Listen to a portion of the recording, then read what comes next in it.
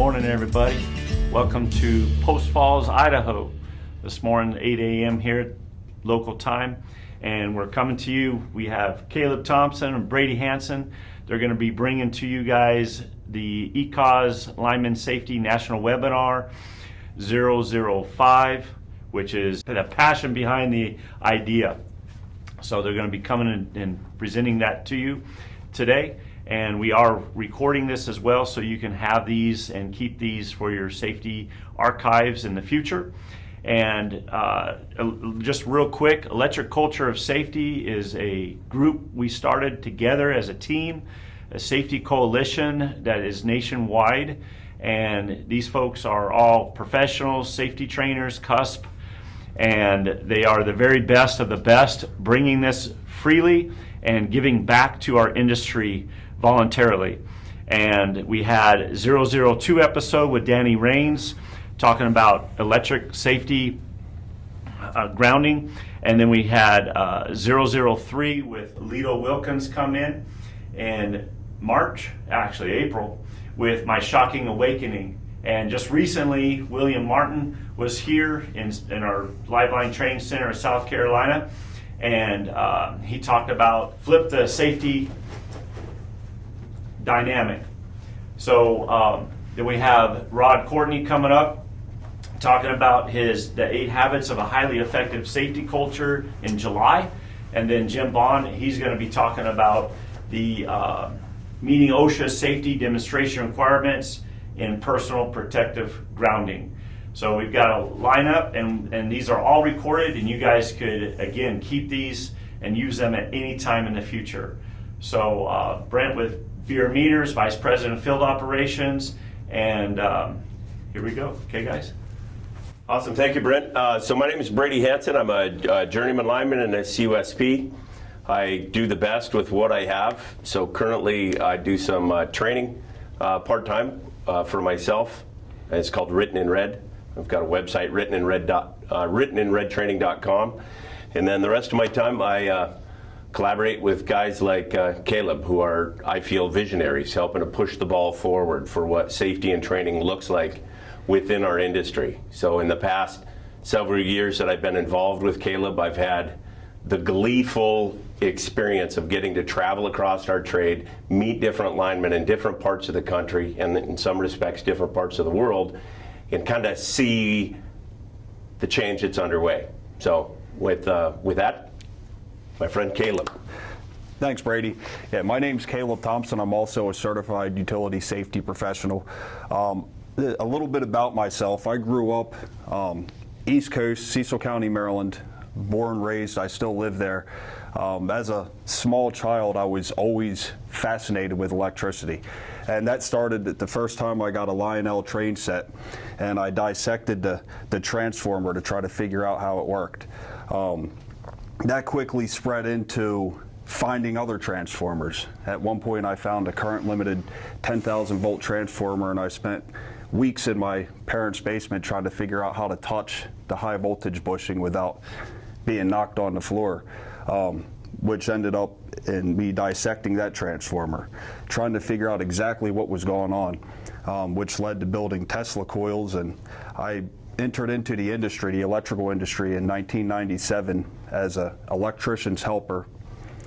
Finished out high school, went to the apprenticeship program, became a journeyman electrician, and right after that was done is when I entered into this industry. I worked for the local utility in my area for about 16 or 17 years, and how this idea came about, and the Timpson Training Unit, and this was the first one, the distribution unit. So when I came up in the apprenticeship program, I learned on a de-energized yard, and I had this chip on my shoulder, work it like it's hot, but it wasn't. And what I've realized over the years that work it like it's hot is not the same thing as actually working it hot. It's a completely different feeling. It's a different set of principles. And what I found was, in the training yard, I was great. The first time I went up the glove actual primary, and on the East Coast, that's what we do. We primarily glove, handle it right in our hands. It was on a 25 kV circuit on switch maintenance, and it was snowing. And as soon as I laid my hands on that tap to fold it back, I could feel it. It shocked me a little bit, and I froze for a second, and I thought, man, there has got to be a better way to do this training. And looking at some of the things that I've come up with to limit current on Tesla coils to try to make them work as smoothly as possible, I started taking some of those principles and applying them to a system that we could energize a training yard with. And Timpson Training was started in 2015. It really was completely incorporated in 2016. And we spent years on research and development, finding different manufacturers that could build the transformers to our specifications. And these panels are built in a UL approved factory. So to take you a little bit through this, I'm gonna fire this up, and if you could just zoom in on the screen here, you can watch it go through the startup mode. So the screen will fire up. And as it starts going through the startup mode, it does a checklist, and it checks the incoming voltage, and it'll check the safety relays, it checks the low voltage, it checks all the important safety factors. And then if it passes, you will hear a alarm that tells you that it passes. If it fails, it'll simply say startup failed and will not allow you to use that unit. As it's starting up, it's testing all the relays inside. And as you can see, all these incoming voltage, DC power, circuit 1 ready, self-check passed. That alarm tells you that the self-check was passed. And as you're looking at the screen, it tells you exactly what to do. So it says pull E-stop outward. Now it says global reset needed. And if you look right here, I have a key in. And part of the reason for this, the keys on the interface itself is so somebody can't walk up and accidentally hit a button and energize on somebody. So you put a key in, and that makes it SIL 3 rated. And SIL 3, safety integrity level 3, means it's rated to protect life. There's a 1 in 10 million chance that everything in this system would fail at once. Now, to add to that, the transformers that are inside this enclosure right here have current limited transformers, and what they are is they're high impedance transformers, almost 100%, and we can set that current to a level that we feel is adequate or safe enough to work on and handle. Just in case all this stuff failed, those transformers are a safety backup. So those ones in that panel are current limited at 60 milliamps. We have some for underground that are current limited at 100 milliamps. So what this system does is when you energize, it takes a baseline of everything on the yard, looks at the transformer load, the load of the wire, anything else you might have, like a bad insulator, and it looks at that. And maybe that's 25 milliamps. So it takes that 25 milliamps, and then it sets a trip threshold, whatever I choose, over top of that. So say we have 2.5 milliamp trip threshold. So if it reached 27.5 milliamps, the circuit would open up. But that's not good enough because, you know, as the day warms up or cools down, that current changes with temperature. When you're measuring current in milliamps, it changes with the temperature. So as every 15 seconds, this rechecks and rechecks, and it keeps moving that baseline according to what this current flow is. We have this remote, and what this remote does is you pull it out, and I can sync this remote up with this particular unit. Now, the reason I have to sync it is so we don't get into a situation where somebody's garage door opener operates the unit and turns it on. So each time you turn the remote on, it needs to be completely synced with the unit that you're using. So if we reset this global reset, now it says reset needed on circuit 1. I could take the key and I could put in there and reset it, or I could reset it from here. And this has a reset button, and you see that orange light blinking, that means reset is needed. So if I hit this, the orange light goes out. Now it says on here ready. It's ready to energize, and you could either energize it from hitting that button, or I could energize it right here. and it's going to come energized. Coming hot. Now as this system energizes, there's a beacon light on this back side which is covered by the transformer. A light will come on and let you know that it's energized, and you'll hear that alarm sound 3 times. As that alarm sounds, it's warning everybody that it's becoming energized. It's really important when these are in the training yards that they're in that you have a visual. If you're starting it up from here, you have a visual of the yard so you're not energizing while somebody's up in the air working, right? So as this becomes energized, we're just going to go through a couple little simple tasks to show you what it does. And Brady, if you could grab that stick and get that ground on the neutral and do a phase to ground fault. Okay, phase to ground fault on a 7,200 volt line. And that is correct. This is 7,200 volts.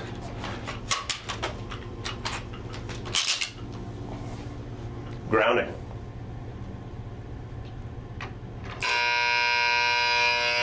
So if you zoom back in on this screen here, you can take a look at what that tripped at. So if you see here, 24 milliseconds and 3.68 milliamps is what that trip threshold was. And that's pretty fast. Now, just for the sake of the argument, we'll get this phasing set. I'll re-energize, and we could zoom in right on the screen here, the phasing set, and see exactly what that voltage is. Okay.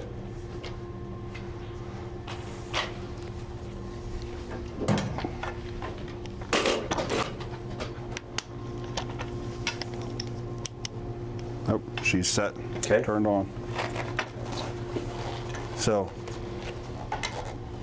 coming hot? Coming hot. All right, coming hot.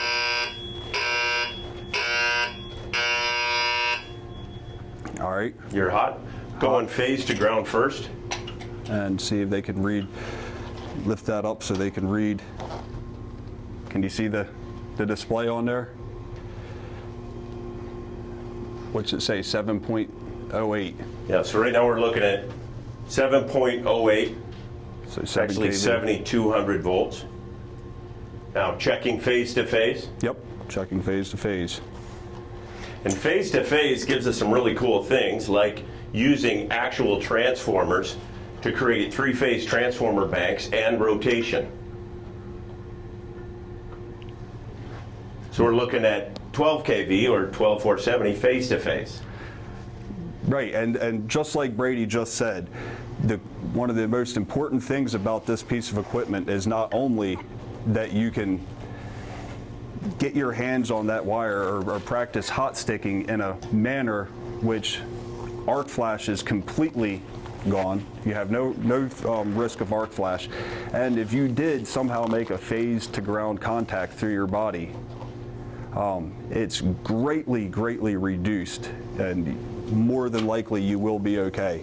It's not going to feel pleasant, that's for sure, but it's also a few milliamps is probably not going to hurt you. Now, the transformers there, you do get the correct voltages out of the transformer. So if Brady, if you touch those transformer taps together, and that's 12208, it will also trip the unit out. So this is on the secondary side, That's the secondary side. between the hot legs. Yep. And if we zoom in right here on this screen, you can also see that red on C phase, 27 milliseconds, 2.72 milliamps.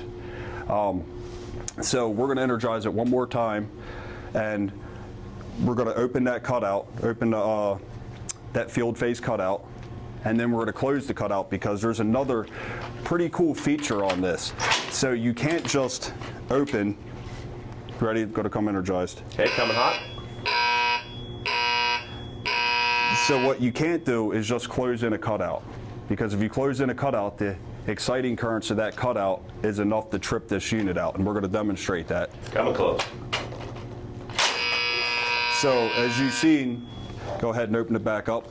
As you've seen, that tripped the unit out when he closed that. But there is this feature on here called a bypass, and the restriction bypass allows the trainee to talk to the trainer and say, okay, I finished wiring up this transformer, I'm ready to close it in. and he says, okay, you have clearance to close it in. He holds that restriction bypass button in. That allows the employee to close it in. Now, if he wired something up wrong and there was a dead fault, it would still trip out at a dead fault. But what it allows you to do is close cutouts and pick up long lengths of wire or transformers. So we'll try that again, and we'll hit the restriction bypass. Okay, restriction bypass on. Okay, closing the transformer connection. And there you go. When I hit that restriction bypass and he closes that cutout, what's happening is it takes a new baseline of that load that he just added and reapplies it to the system as a whole. If you want to do one more fault, and do me a favor and grab that jumper on the phase over there and do a phase-to-phase vault. Yes. You can just grab it with the stick. I got it loose. Okay. Too. So phase to phase on a 12470 system. Yep.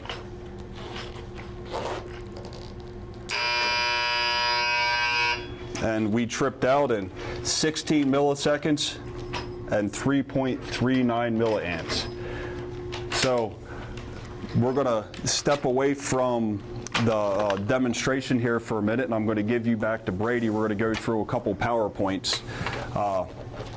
And as we're going through the PowerPoints, we got a couple more demonstrations, pretty neat things that we're going to do with this system to kind of show you some of the things that I've learned along the way. Now, coming up with this system and really meeting people like Brady and Brent and trying to help spread the word of, hey, look, there is a safer way, there's a better way to train, has been a pleasure.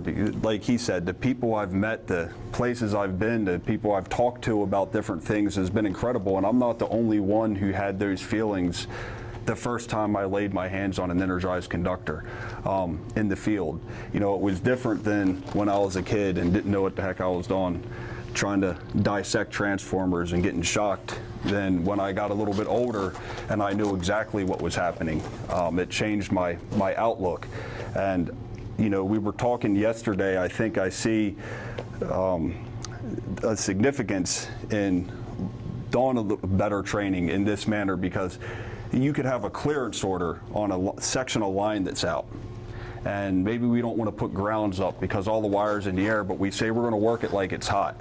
Well, if you observe people working it like it's hot, it's not the same as them actually working it when it's hot, whether they have less cover up or they're not putting a jumper across the tap before they open it, or the way they're handling the wire, the way it's sitting in the bucket. Everything they do is a little bit different. So, you know, it's really difficult to learn to work something like it's hot pretending. It kind of reminds me of a firefighter doesn't pretend to put out fires, they light fires and they put them out. And I think we need to do the same thing in the line industry. So with that, here, take that stick back, Brady. Thank you.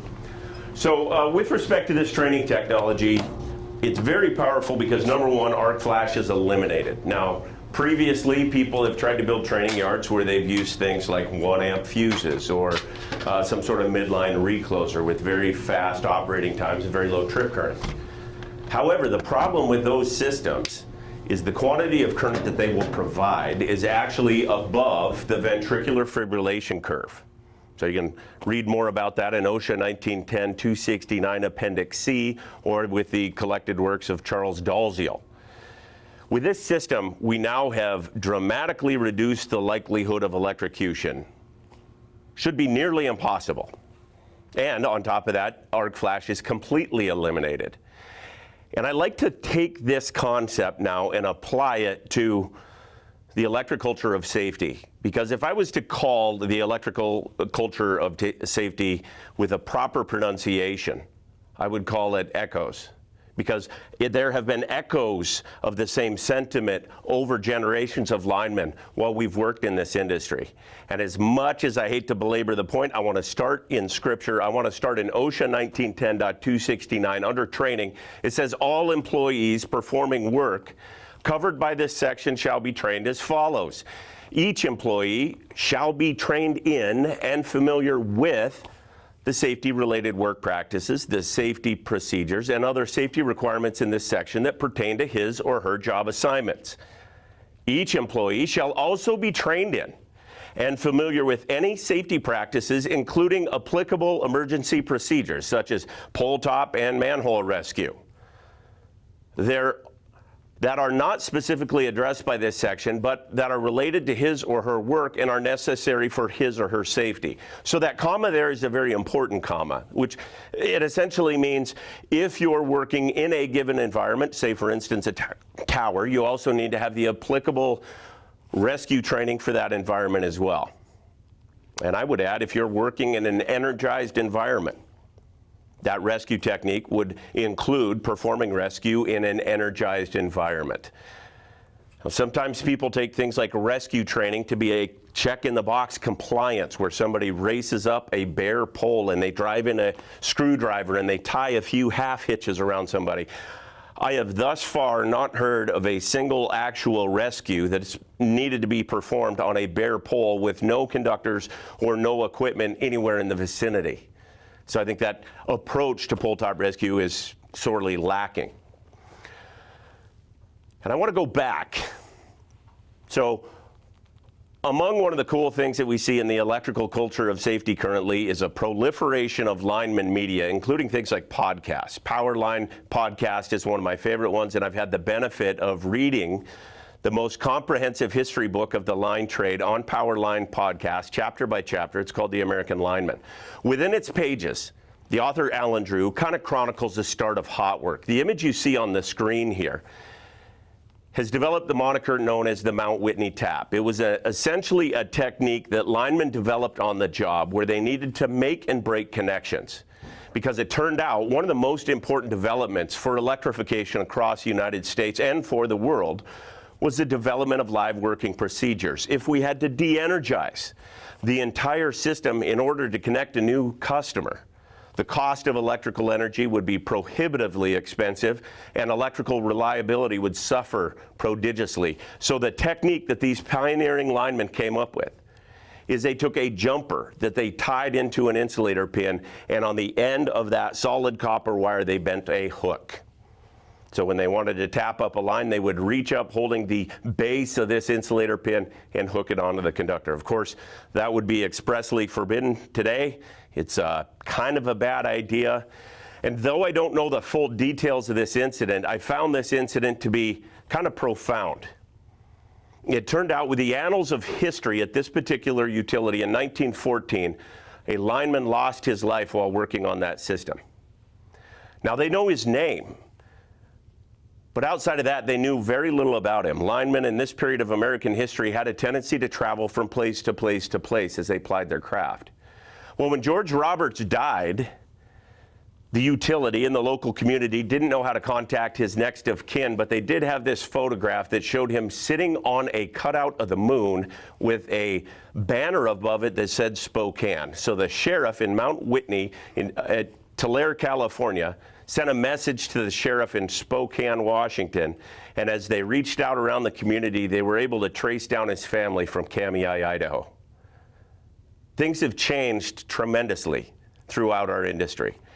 And when it comes to the proper application of personal protective equipment and proper work methodologies, it's been really interesting to see those developments. So today we will sometimes laugh about the onerous challenges of applying an appropriate amount of cover-up, and people will joke about the concept of a rubber suit. But it turns out there was actually some entrepreneurs in the early 1900s that did develop a 100% full-body insulated rubber suit for electrical workers. Now, the prototype here doesn't look like it's very comfortable, and though they maintain that it's dramatically improved the safety of electrical workers while they do their job, I can't imagine rubber pants. The next image is an image where linemen exposed to arc flash while performing energized work at times suffered grievous burns and fatalities due to that. So this safety smock was a safety smock designed to give linemen another margin of safety while performing energized work on underground circuits. It's made of asbestos. And on top of that, another entrepreneur came up with a disconnect for pole grounds. So if somebody wanted to eliminate a second point of contact or try to reduce it, they would have a little disconnector that they could disconnect. Now, the meth heads seem to be helping us out with that issue as the price of copper goes up across the country. A lot of these concepts that we use in live working today are actually concepts that have been around for a very, very long time. And if you look at our OSHA standard, our scripture, as I like to call it, 1910-269A2 III says the following: we must have the skills and techniques necessary to distinguish exposed live parts from other parts and equipment, and the skills and techniques necessary to determine the nominal voltage of exposed live parts. So I want to pause right now from the presentation, and I want to create that with a Timpson training unit. So as these Timpson training units energize overhead circuits and energize underground circuits, there's a lot of opportunities for us to make absolutely realistic field conditions. So the standard says I must have, you must have, we must have the ability to determine what is hot and what is not, and what the appropriate voltage would be. Now, it's relatively easy to look at conductor sitting on an insulator with a lovely tie or clamp top holding it rigidly in place. Moreover, it is difficult at times to identify what's hot and what's not when we have system anomalies, when we have broken case grounds, when we have backfeed, when we have a litany of other issues that we can have within the industry. So our simulation here involves working on a distribution neutral. So, Caleb, are you ready to heat this up and we can I am. open this neutral? All right, it's coming hot. Okay, coming hot?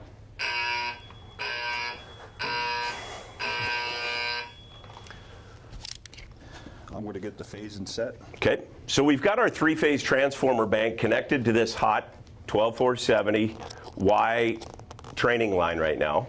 And down here on this system neutral, we've got this strap hoist suspended between two grips, trying to replicate a situation where somebody may be trying to sleeve a neutral or work at a neutral location.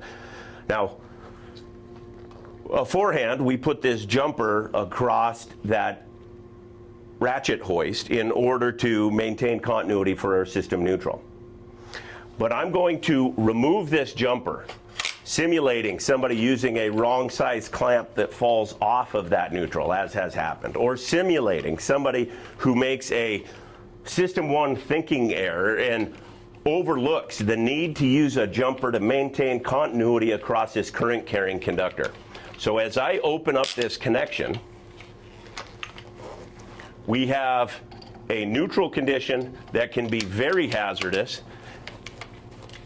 And there's a number of ways in which you could explain this. You could diagram it on a chalkboard. You could simply tell somebody about it. Or you could make a lovely PowerPoint or perhaps a YouTube video. Those would all be ways to communicate this issue. However, there's a better way, in my opinion, and that better way would be to do it for real. So with some trainees and a Timpson training system, we can create an open primary neutral condition. Now, in this case, we've got all three transformers that are roughly the same kVA and roughly the same impedance connected between phase and neutral. It's a YY connection. Caleb, are you ready to read voltage? Now, if this was a Y system and the transformers had identical kVAs and very similar impedances, one would often hear in parlance within our industry that there should be no voltage drop across that neutral. That is fake news. Let's measure it. Yeah, let's measure it.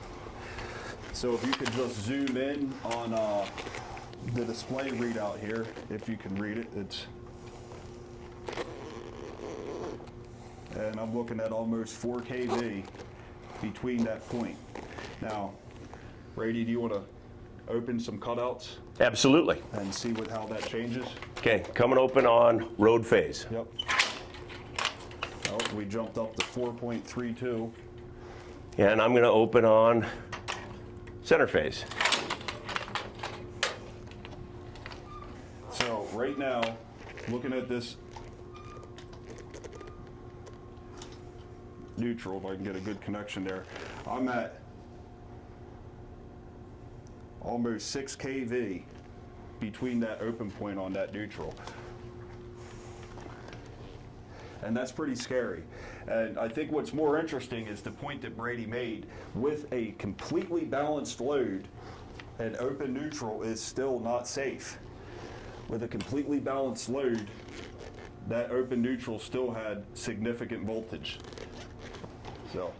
So one of the reasons that I think it is significant that we use real voltages and real currents within our training environments is because we can invent whatever theoretical stuff we want to invent about the behavior of electrical circuits and electrical parameters. And it was done for years with topics like personal protective grounding. So to me, it's important that we make a cognitive connection between our hands and our eyes and our brains, because that's how skills are truly developed. So if I can go back to our slide deck, I want to talk about some of the pioneers who actually developed live working practices like hot sticking, barehanding, and glove and barrier techniques.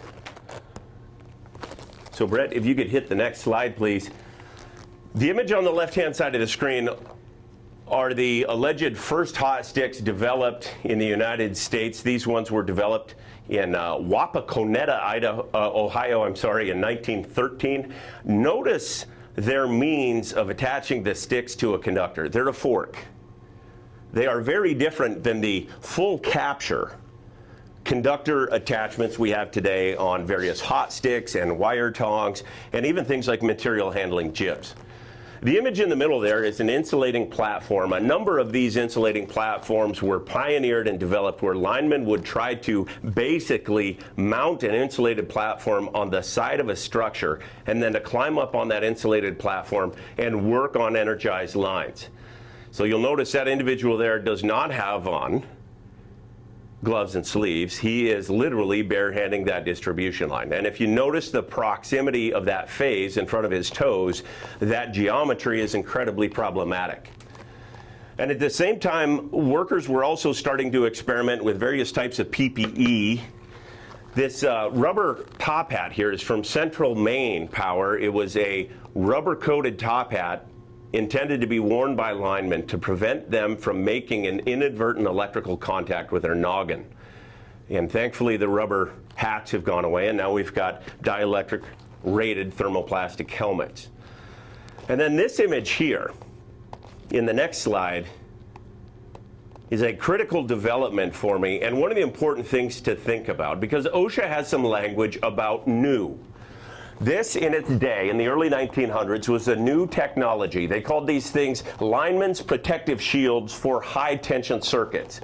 It's a slotted rubber tubular device that they would place over the conductors, and then they would place a connector ring over the end of it. So those slotted rings were intended to hold this rubber article on that phase conductor while doing it. And if you notice the work methodologies of the lineman up on this distribution line, the lineman is standing on two shields, two different ones, and he's leaning against a third, and on a fourth conductor he's reaching out with a skinning knife and stripping insulation off of a fourth conductor. These guys thought they were doing the right thing. And the people that developed these early rubber barriers thought they were doing the right thing. It turns out he's standing on two potentials, leaning up against a third, and in his hand he has a fourth potential. One of my mentors and role models in this industry is Mr. Danny Rains, and if you listen to his class on Cover Up, you will hear him eschew this practice of coming into contact with differences in potential, whether they be phases or neutrals or grounds, etc. We started out that way in this industry. Now, at the end of this description, it says it's also necessary to use only pure para rubber in making the shields, because recycled rubber contains metal elements that can impede its insulating qualities. This was in a time frame when there were no standards, when training really did not exist, and people were really learning how to do energized work through bloody experimentation. And then hot sticks continued to develop. In 1913, the Tips Tool Company started to commercialize them and produce them in the central part of the United States. They were later bought out by the A.B. Chance Company out of Centralia, Missouri. This image here on the right-hand side of the screen is the first photograph I can get of a lineman training facility for energized training purposes. You can see on that image they've got a pole with cross arms, they've got a short tower, and they've got a short transmission line. A lazy A structure, I would be want to call that. That was marvelous. That was much better than just throwing some rubber on wire and leaning against it with the prayer that the rubber doesn't slip or it doesn't break down. However, there was a dramatic limitation with that training method. While it would teach you the physics of mounting sticks and the positioning needed in order to adjust a tong or slide a grip, it wasn't real. It was a simulated and energized environment. So training continued. And as training continued into the 1920s through the 1950s, more and more efforts were made to improve lineman energized training. In the photograph in the lower left-hand corner, you can see a crew spreading a distribution circuit, and a film crew is on scene with an attempt to film how these linemen are doing this so they can share those knowledge and techniques and insights with other people so they can see it visually in some far distant location from this job site. Now, I would maintain actually doing it for real with your hands, with your bodies, with communication dynamics, with environmental conditions is much better than watching it on a Grady 88 camera. The other image here is also one of my favorite ones. It is a miniature pole with miniature wire tongs and miniature hot sticks, and this hot stick lineman crew in this period of time in American lineman history is receiving their training by playing with toys. But over time, linemen continued to communicate and they continued to develop their insight and understanding about the nature of doing energized work, and thankfully they did. Though many people in the trade don't realize it, one of the most significant things that helped us win World War II was the fact that our line crews and our utilities and our contractors banded together and quickly upgraded the generation, distribution, and transmission capacities within the United States. The bar chart there is a bar chart from Statista. It shows the kVA output of various countries during the World War II years.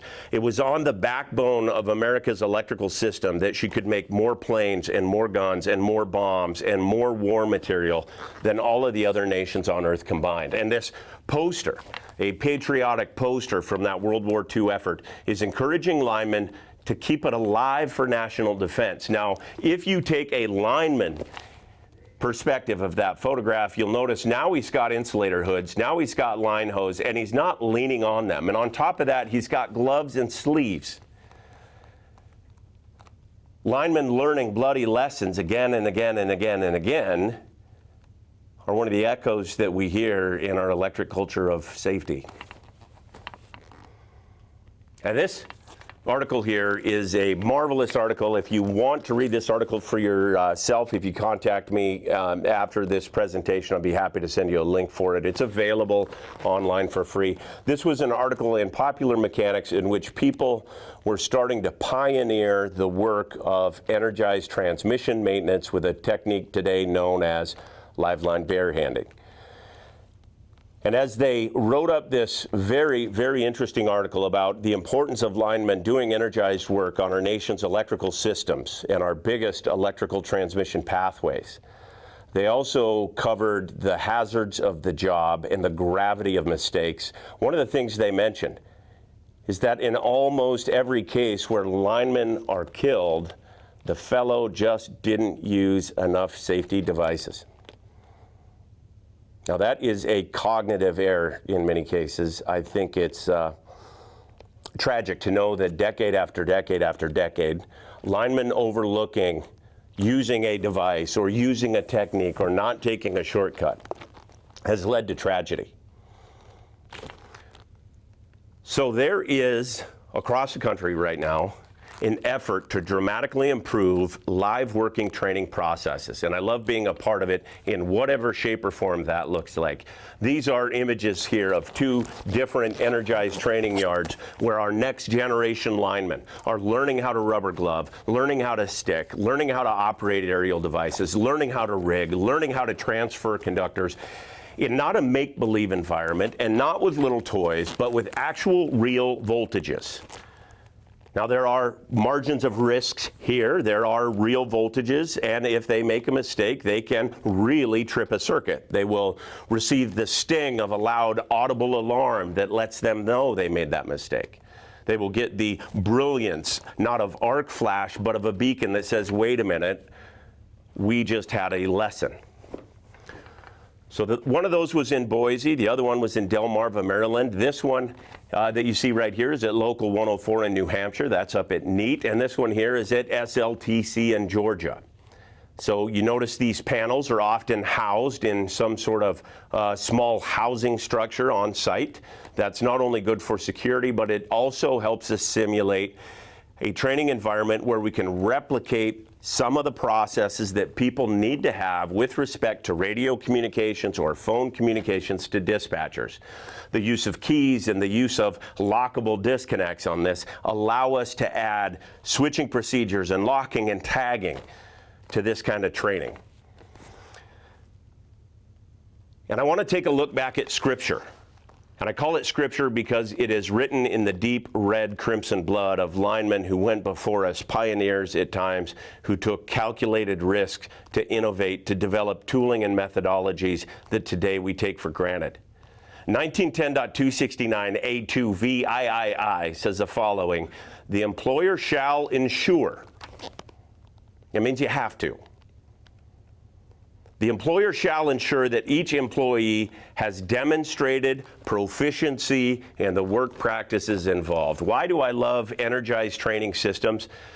Because as valuable as a YouTube video can be in terms of knowledge, as valuable as a textbook may be in terms of knowledge, and as much as we can document somebody's academic performance on sitting down and taking a test, it does not fully produce what we have to do according to OSHA right here. You have to do it. You have to practice it. You have to demonstrate it. I mean, somebody physically applying barriers, somebody physically using sticks in the observation of people that can give them feedback. And now that this revolution is underway, I would encourage us to take a deeper look at training from this perspective. 1910.269 also says if new technologies, new types of equipment, or changes in procedures necessitate the use of safety-related work practices that are different from those which the employee would normally use, we must have training. So, I love Timpson training underground, overhead, and transmission circuits for this exact reason. If we're going to start using a new instrument, high voltage test instrument, we have a safe training environment where we can do that. If we're going to change procedures about entrance into pad mount transformers, or workers working alone around the presence of dead front transformers, or people wanting to utilize a different type of cover-up, or to develop the skill and demonstrate the proficiency in, say, for instance, distribution reconductors, we've got an environment for that. If we want to create open wire secondary circuits, as you saw in our demonstration before, we can trip open wire secondary circuits very, very quickly. And if you want to create a rich training environment that may be a training environment that not all of our apprentices will get to see, use a Timpson training unit to create open wire secondary. If you want to have pole top rescue training and practice that is more reflective of the environments we actually work in, use a Timpson training system and perform training with equipment and conductors and crossarms and covers and sticks and voltage. If you get a new material handling jib, or a new set of transformer blocks, or if you have a new climber who's learning how to climb in 100% wood pole fall protection, consider using an Energized Timpson training system. Now, linemen like myself have seen a revolution in fall protection. We went from free climbing and hitchhiking to 100% wood pole fall protection, and many people in my generation and older have long complained about the clumsiness of apprentices who learn how to climb in those. If you want to create a rich training environment so somebody learns how to climb smoothly without burning conductors down, build a circuit with some baggy conductors, energize it with a Timpson training unit, and as those early climbers begin to climb a pole, they can see exactly what burning the pole down or burning the circuit down would look like. So currently across the Western Hemisphere, we've got Timpson training units deployed in these locations. So we range from nearly the tip of South America all the way up into the northern portions of the United States, and more people are planning and implementing this training technology daily. And I love it because OSHA 1910.269 A2IC in bright red letters, echoes of linemen long since departed, says the degree of training shall be determined by the risk for the employee for the hazard involved. Currently, we are building a new generation of electrical linemen in this industry. These electrical linemen, this next generation, will be working on infrastructure that is older than it's ever been. They are dealing with quantities of arc flash that have previously been unprecedented. And as we start to utilize more and more electrical energy for things like transportation, in all likelihood, our conductors are only going to get larger. Our operating voltages are only going to get larger. The degree of risk for the employees involved is we are stepping into circuits that are already heavily laden and about to be much more so. And at the same time, we are losing generations of wisdom and experience as our baby boomers retire from this trade.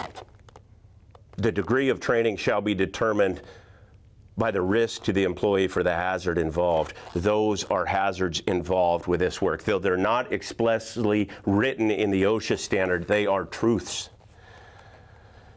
So in justifying the need to improve safety and to improve our abilities as a culture, I think we need to weigh these risks and these realities carefully. And I think we are on the cusp of a very, very interesting change in the electrical industry. People like William Martin, Danny Rains, and others, Mr. Alito, are talking about very deep and important things when it comes to the performance of our duties as electrical linemen.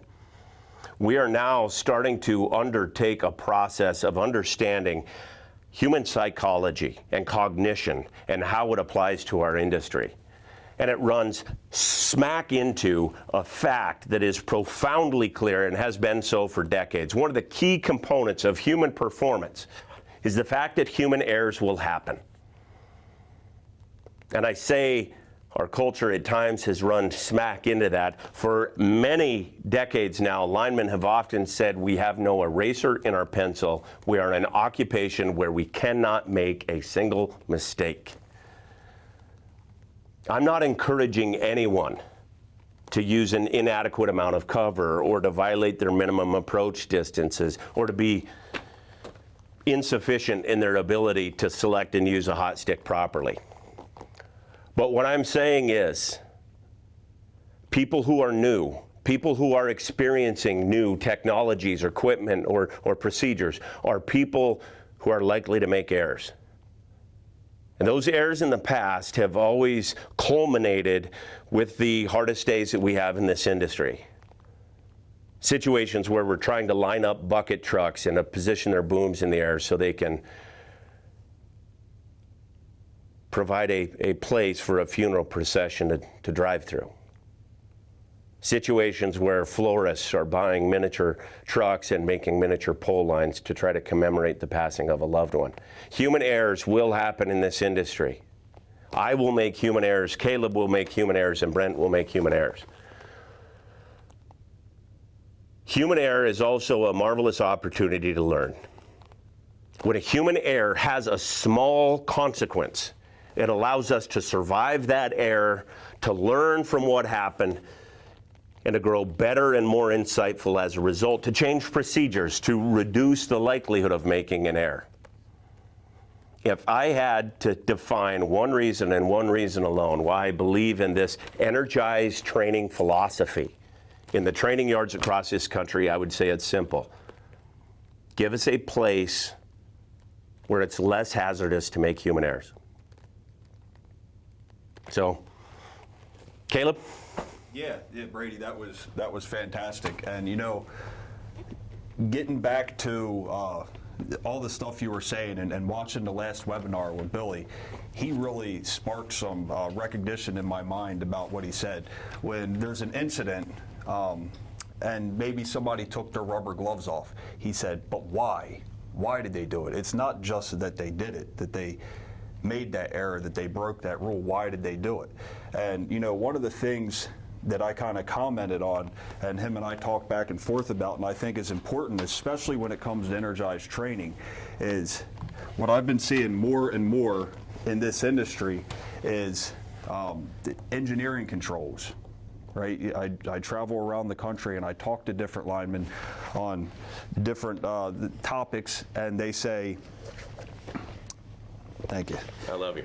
And they say, you know, we have this reclosure. The way that we're building this reclosure now will have the antenna will be on a grounded bracket in between two phases up at the top of the pole line. And then there's a ground wire that runs up above the reclosure.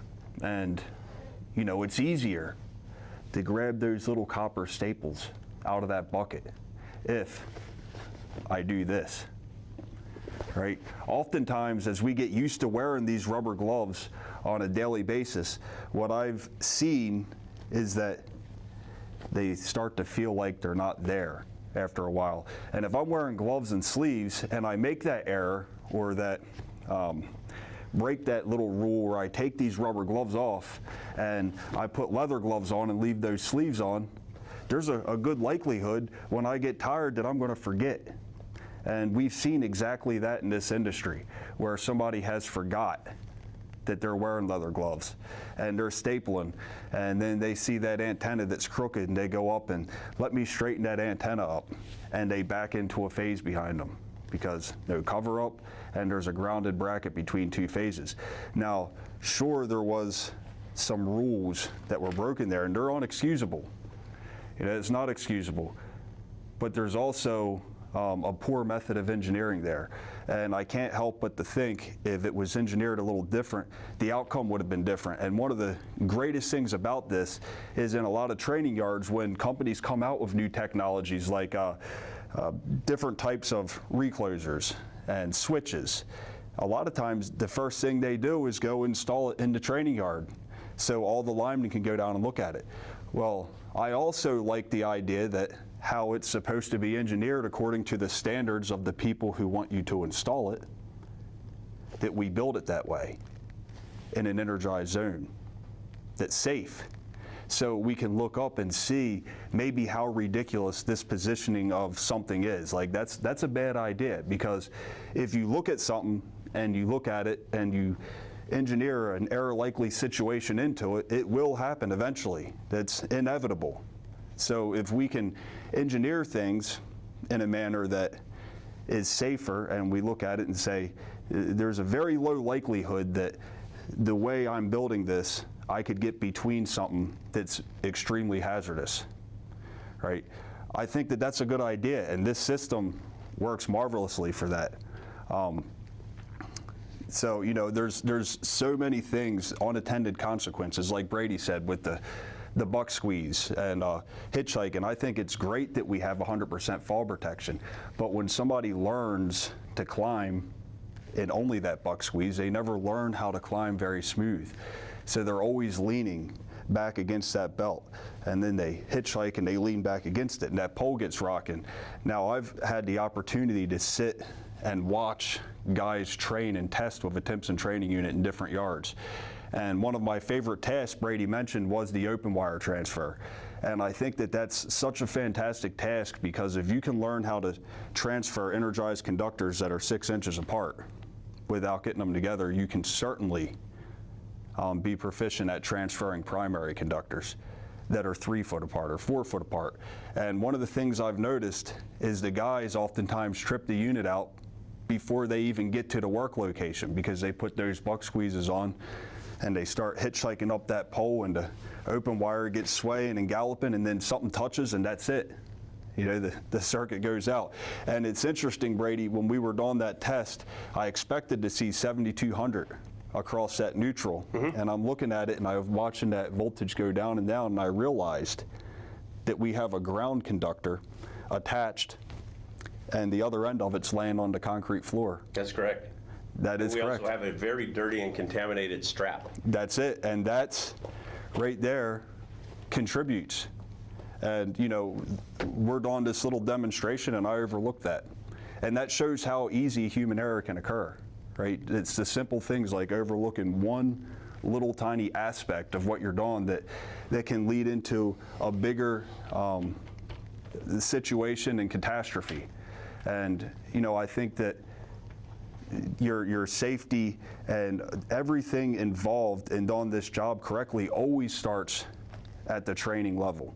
You know, it starts with the culture of the people you're working with. If you're working with a group of guys that has poor culture, that normalized deviance is going to set in that employee as he comes up, and he might be completely ignorant to the possibilities of error that could occur with the way he's doing something. And as he gets older and he just escapes that catastrophe day after day after day, and he has new guys come up under him, and then he teaches them that way too, and he throughout his career finds out a couple more shortcuts that he can take. And you see that culture in some places, and you know, I know that they don't want that culture, and we're trying our best to curve that, and it's a never-ending battle, you know, but again, it starts at the training level. It starts with integrity.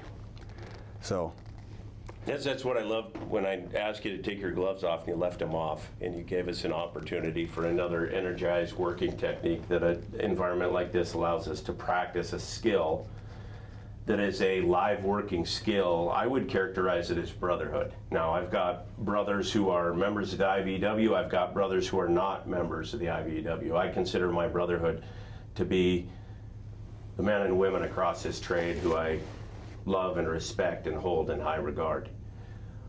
I think one of the things that we have to appreciate, as much as we can be proud to be linemen, I think we have to appreciate the strength of humility. Because with the strength of humility and with the ownership that I'm a fallible person and he's a fallible person, when he's got some PPE that are off his hands, I can say, wait a minute, put these on.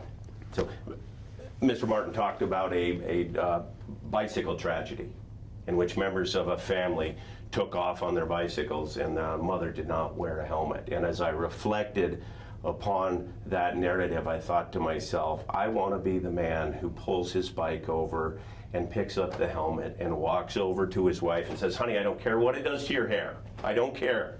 If it's not cute, put this on. In the same way, I think we need to endow our apprentices to have enough courage and humility to say, I can overlook something, he can overlook something, so we can properly and effectively remind one another when we're in an error-likely situation or when we don't have proper PPE. So. Yeah, and one last thing I'd like to end with, you know, Brady, you talked kind of about your mentors, and with this system coming into fruition, one of the biggest contributors of that was the guys that came before me that I came up under, the differences in work patterns, and will always remember and give recognition to a man by the name of Tommy Fincher, who I came up under, and this man would not bend for anything. He was going to do it the right way, the safe way, and the things that he instilled into me had me at a point where if there was a phase conductor down or a neutral down, I would never dare walk up and grab that with my leather gloves.